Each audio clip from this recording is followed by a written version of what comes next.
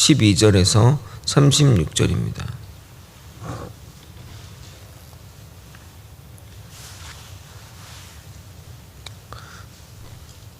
오늘은 27절까지만 읽도록 하겠습니다. 번갈아 교독하고 마지막 절 함께 읽겠습니다.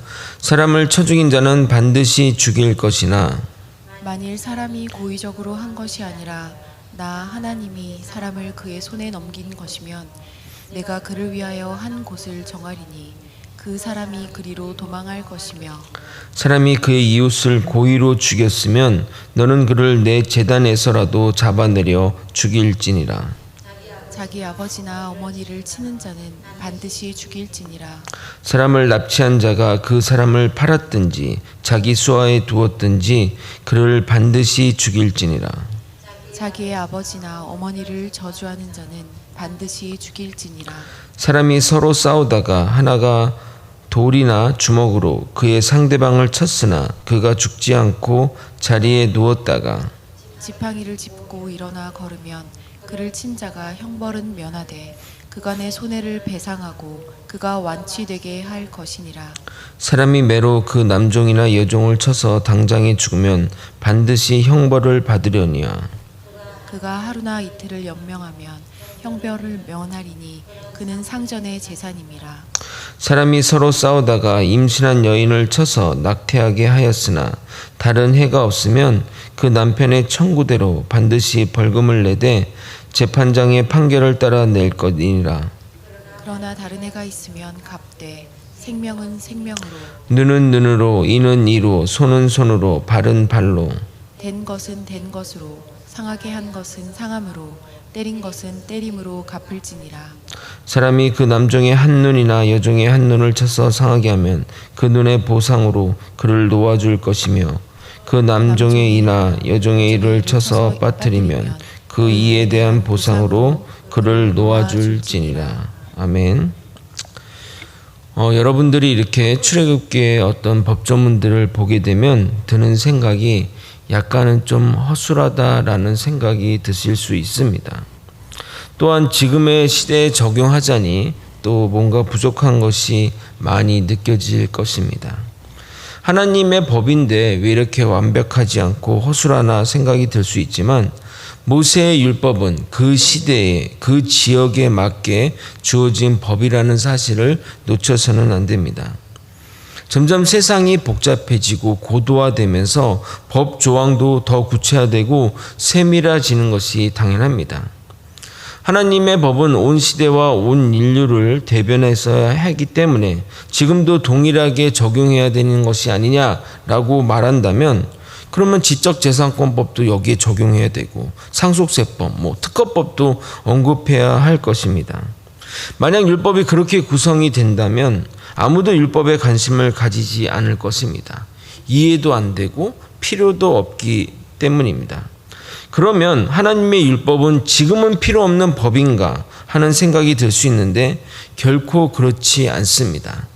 단순히 법 조항이라면 모르지만 율법 내에 흐르는 정신들이 있기 때문에 지금도 그 정신을 따라서 그 적용하면 되는 겁니다. 하나님의 율법을 좀 보다 보면 그 차가운 조문 가운데 흐르는 따뜻함이 마치 온수 매트처럼 은은한 따뜻함이 있습니다. 어제 살펴본 종의 규례 또한 사회적 약자에 대한 배려가 담겨 있습니다. 그런데 율법 조문 가운데 몇몇 본문들이 그 고대 바벨론의 법정인 함무라비 법전과 일치하다고 해서 하나님의 율법이 함무라비 법전을 베꼈다고 주장하는 학자들이 있습니다. 그러나 정말 그렇지 않습니다. 제가 함무라비 법전을 오늘 이걸 보면서 제가 다 검토를 해봤거든요. 그 뒷면에 흐르는 함무라비 법전은 뒷면에 흐르는 그런 따뜻함이 없습니다. 그냥 차가운 조문만 있을 뿐입니다. 죄와 죄가 아닌 것에 명확한 구분만 있지 그 뒷면에 흐르는 정신이라고 할 수 있는 것이 전혀 없습니다. 가끔 법원의 어떤 판결, 요즘 어떤 법원의 판결을 보면 국민들의 감정과 동떨어진 판결을 하는 것을 보게 됩니다. 그러면 그때마다 국민들이 분노를 나타내는데 그것은 그 판결이 국민의 그 법 감정과 다르기 때문에 일어나는 현상입니다. 법리적인 다툼을 따진다면 그런 결론이 맞을 수 있지만, 국민들이 분노하는 사건에 집행유예를 하거나 3년 이하의 징역을 내리니 당연히 판사의 자격 운운을 하는 것입니다. 예를 들어 9살 아이를 잔혹한 방법으로 성폭행했는데, 그래서 여자로서는 정말 치명적인 상처를 주었는데 음주로 인한 심신미약으로 12년형만 받고 감옥에 출소하니, 그런 뉴스가 뜰 때마다 댓글이 이렇게 달리는 겁니다. 그 피해 아이가 판사 네 딸이면 그렇게 판결했겠냐고 말입니다. 아마도 미국이었으면 그런 범죄에 대해서 사형이나 120년의 형을 받았을 것입니다. 하나님의 율법은 그 안에 흐르는 정신이 있습니다. 그렇기 때문에 그 차가운 조문 가운데 따뜻한 하나님의 사랑을 느낄 수 있고, 사회적인 약자와 그런 자들에 대한 배려를 느낄 수 있습니다. 오늘도 이 법 조문을 이런 법 뒤에 흐르는 정신을 위주로 이야기 나눠보도록 하겠습니다. 위에 언급한 대로 법률 적용함에 있어 약간 허술함이 느껴지는데, 그것은 하나님의 율법이 부족한 것이 아니라 인간의 죄악으로 인해 더 교모해지고 진흥화되었기 때문에 그렇게 인식되는 것을 생각하고 보셨으면 좋겠습니다. 먼저 말씀에 들어가기 전에 질문 하나 드리면, 기독교는 사형제도를 찬성할까요? 반대할까요? 왠지 기독교는 사형제도를 반대할 것 같지만 결코 그렇지 않습니다. 죄악에 대해서는 반드시 죽이라고 말씀합니다. 오늘 본문도 그렇게 말하고 있습니다. 그러면 하나님께 나오면 용서해 준다는 것과 상충되지 않나요? 절대 그렇지 않습니다. 하나님께 나오면 그가 무슨 죄악을 저질렀든, 그가 몇 번이고 똑같은 죄악을 반복해서 저질렀든 용서해 주십니다. 하나님의 차원에서는 말입니다. 그래서 그 사람이 하나님이 용서했기 때문에 그 지옥 가지 않고 구원을 받을 것입니다. 그러나 이 땅에서는 반드시 그 죄값을 치러야 합니다. 물론 인간이 교모해져서 자신의 죄악을 잘 숨기고 또 다른 이에게 죄를 뒤집어 씌우는 일들이 있어서 판결에는 정말 신중해야겠지만, 더 나아가 집행에는 더 신중해야겠지만, 기본적으로 성경은 사형제도를 찬성하고 있습니다. 오늘 본문은 반드시 사형시켜야 되는 3가지 대학에 언급하고 있습니다.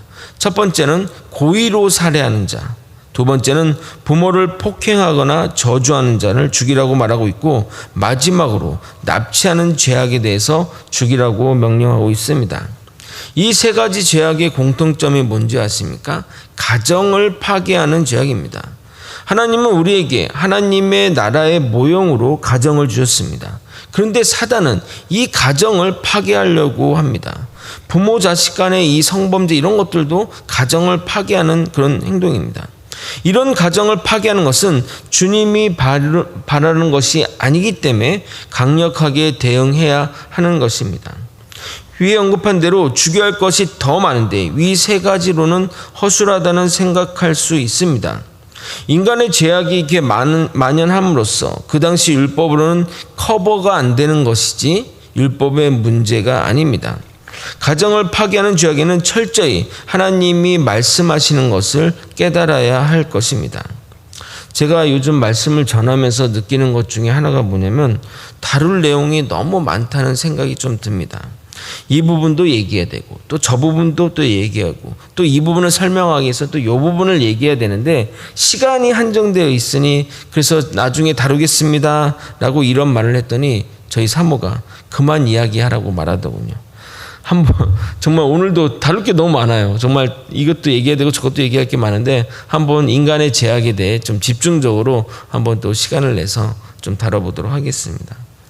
그런데 살인도 고의로 죽인 것도 있고 실수로 죽이게 되는 경우가 있습니다. 예를 들어 도끼질을 하다가 도끼가 머리가 날아가서 어떤 사람 머리가 맞고 또 그 사람이 죽게 되는 경우도 있을 수 있지 않습니까? 그러니까 의도는 없는데 동일하게 살인한 것이므로 동일하게 죽어야 한다면 피해자 가족 입장에서는 이해가 되지만 피의자 입장에서도 할 말이 있을 것입니다. 이러한 것에 대해 하나님의 율법은 해결책을 주십니다. 13절을 한번 같이 읽겠습니다. 만일 사람이 고의적으로 한 것이 아니라 나 하나님이 사람을 그의 손에 넘긴 것이면 내가 그를 위하여 한 곳을 정하리니 그 사람이 그리로 도망할 것이며. 그러니까 이 법조문을 한번 보십시오. 억울한 피의자에 대해 만들지를 말아야 되는 법 정신이 느껴지십니까? 함부라비 법전에 이런 것들이 결코 없습니다. 물론 이런 생각을 또 하실 수 있습니다. 고의로 살인해 놓고 실수도 하며 도피하면 어떻게 되느냐고 말입니다. 도피성에 간다고 무조건 사는 것이 아니라 거기서 또 판결을 받게 됩니다. 즉 죄의 유무를 판단한다는 겁니다. 그러니까 도피성을 둔 목적이 무조건 면피의 목적이 아니라 제대로 된 판단을 하기 전에 피해자 가족으로 인한 복수로 인해 죽임을 면하고자 하는 것입니다. 법이 엄격하지만 그래도 거기 안에 따뜻한 온기가 느껴지지 않습니까? 민수기 35장 11절 12절을 읽어드리도록 하겠습니다. 너희를 위하여 성읍을 도피성으로 전하여 부지 중에 살인한 자가 그이로 피하게 하라. 이는 너희가 복수할 자에게서 도피할 성을 삼아 살인자가 회중 앞에 서서 판결을 받기까지 죽지 않게 하기 위함이니라. 그러니까 그 사람이 제대로 된 그런 판결을 받을 때까지는 그 복수를 하지 말라는 그런 말씀입니다. 이어지는 18절부터 27절까지는 흔히 동해복수법이라 일컬어지는 그 법인데 당한 만큼 공정하게 보상하는 원칙을 이야기하고 있습니다. 흔히 눈에는 눈, 이에는 이, 손에는 손, 이 법을 말하는 겁니다. 우리는 이 법을 매우 수준 낮다고 생각합니다. 눈에는 눈, 이에는 이라고 하니 무식한 사람들의 대처라고 생각하지만 결코 그렇지 않습니다. 이 법의 정신은 피해받은 만큼만 보상하라는 법 내면에 그 정신이 담겨 있는 겁니다. 인간은 자기가 피해받은 것 이상으로 복수하고 싶은 죄성이 있습니다. 결국 그렇게 복수하다 보면 끊임없이 보복의 악순환이 이어질 것이고 전체가 파멸의 길로 갈 것입니다. 그러나 요즘 인간 세상의 어떤 문제점 중에 하나는 피해 준 것보다 덜 대가를 치르는 게 문제입니다. 사람을 죽여도 길어야 20년이고 잘만 하면 10년이면 고생하고 나옵니다. 거기다가 피의자가 권력이나 돈을 가지고 있다면 더 짧아질 수 있습니다. 여러분 차량으로 사람 쳐도 3년 이상 형 많이 안 받습니다. 그게 얼마나 참 피해자 입장에서는 황당해요. 그렇지 않겠습니까? 물론 또 피의자 입장에서 또 입장이 다르겠지만. 그래서 그 피의자가 권력이나 돈을 가지고 있으면 더 짧아지는 겁니다. 그래서 무전 유죄라고 말하는 겁니다. 최근에 국회의원 아들이 집행유예 기간에 음주운전하고 심지어 경찰을 폭행했는데 불구속되는 걸 보면서 정말 법이 공정한가라는 생각이 듭니다. 신문에 보니 일반인이 집행유예 기간에 음주운전을 재범하게 되면 무조건 구속이라고 합니다. 그런데 경찰까지 때렸으니 말할 것도 없죠. 그렇지만 지금 불구속으로 된다는 겁니다. 그러므로 이 동해 복수법은 공정하고 공평한 법 집행을 말하는 겁니다. 모든 이의 생명은 그의 가진 것과 어떤 자리에 있는지와 상관없이 모두 소중합니다.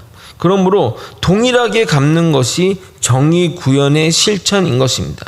이러한 법 정신은 우리가 살려야 하는 겁니다. 28절부터 36절까지는 소와 관련된 법입니다. 무슨 소에 대해서 이렇게 길게 언급할까라고 생각할 수 있지만 그 당시 소는 집안의 가장 큰 재산이었습니다. 경작과 운반, 심지어 식량 자원이기에 최고의 자산이자 소중한 재산이고 가축이었습니다. 우리나라도 과거에는 소가 그런 위치를 차지했습니다. 그러나 농기계의 발달로 인해서 이제 소는 유구나 젖소의 가치만 남았지만 과거에는 소가 몇 마리 있느냐가 집안의 부의 기준이었습니다. 그래서 제가 어릴 때만 하더라도 학교 다닐 때만 해도 소판 돈으로 대학교 다닌다고 말할 정도였습니다. 그러므로 소는 지금의 기준으로 보면 집에서 가장 소중한 것, 돈이나 재산을 의미한다고 볼 수 있습니다. 그러나 그것이 아무리 중요하다 할지라도 인간의 생명보다 귀하지 않다는 것이 이 소 관련 법의 정신입니다.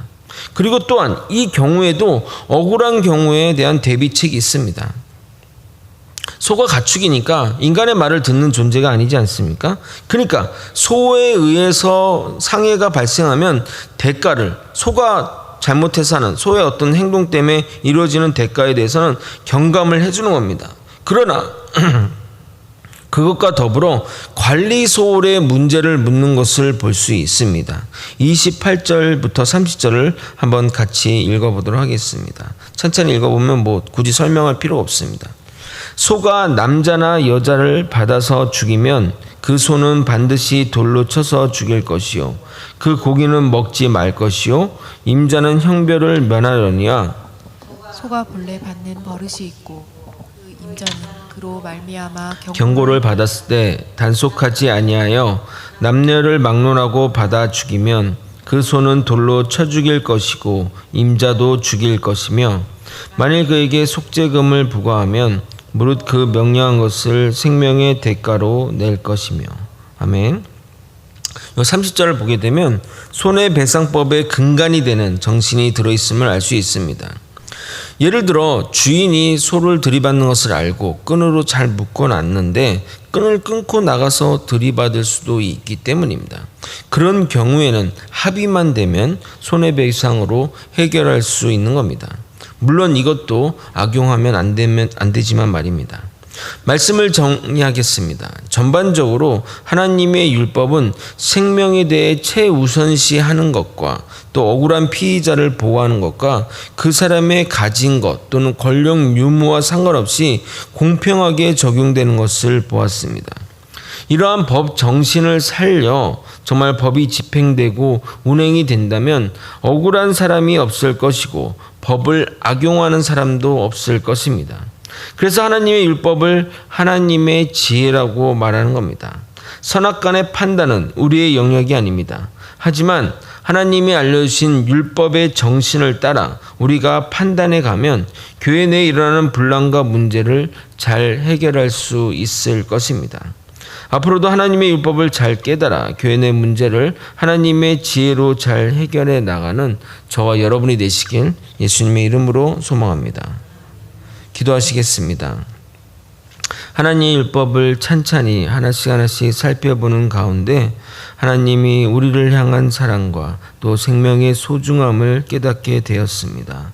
하나님 아버지, 그 사람이 어떠한 직책과 어떠한 재산을 가지고 있다 할지라도 법 앞에는 공평해야 됩니다. 하나님의 뜻이 거기에 있기에 우리 이 나라도, 우리나라 모든 세상도 그렇게 되어야 될 줄 믿습니다. 하나님의 말씀이 아버지 이 세상을 이끄는 아버지 정신이 될 수 있게 도와주옵시고 우리가 간절히 바라는 하나님의 나라가 도래하기를 간절히 바라오니 주님 임하여 주시옵소서. 사랑이 많으신 예수 그리스도의 이름으로 받들어 기도드리옵나이다. 아멘. 주기도문으로 예배를 마치겠습니다.